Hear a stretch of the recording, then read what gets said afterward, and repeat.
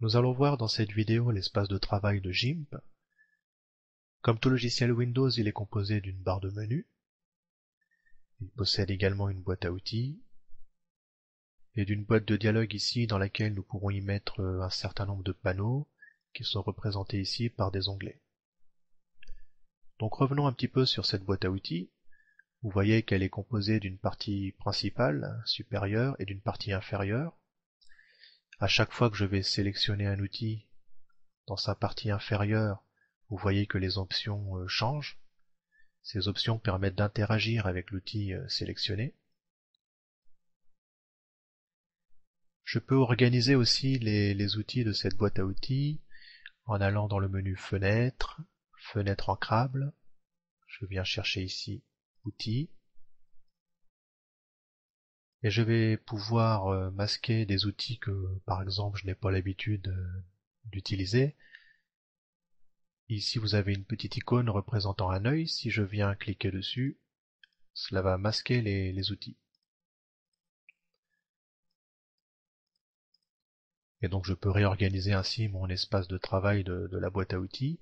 Et au contraire, si je viens recliquer sur l'œil, les outils vont réapparaître. Je peux aussi changer la position de l'outil. Donc, je viens sélectionner, par exemple, l'outil sélection rectangulaire. Si je viens cliquer ensuite vers la petite flèche vers le bas, je vais changer la position de l'outil dans la boîte à outils. Inversement, je peux aussi le remonter. Donc voilà un petit peu comment organiser les outils de votre boîte à outils. Nous allons maintenant venir inspecter un petit peu cette boîte de dialogue.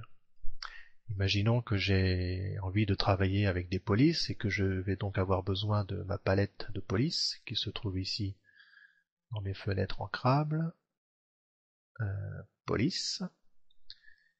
Je m'aperçois que je vais commencer à manquer d'espace pour travailler mon image et qu'il serait donc intéressant de réorganiser ces palettes.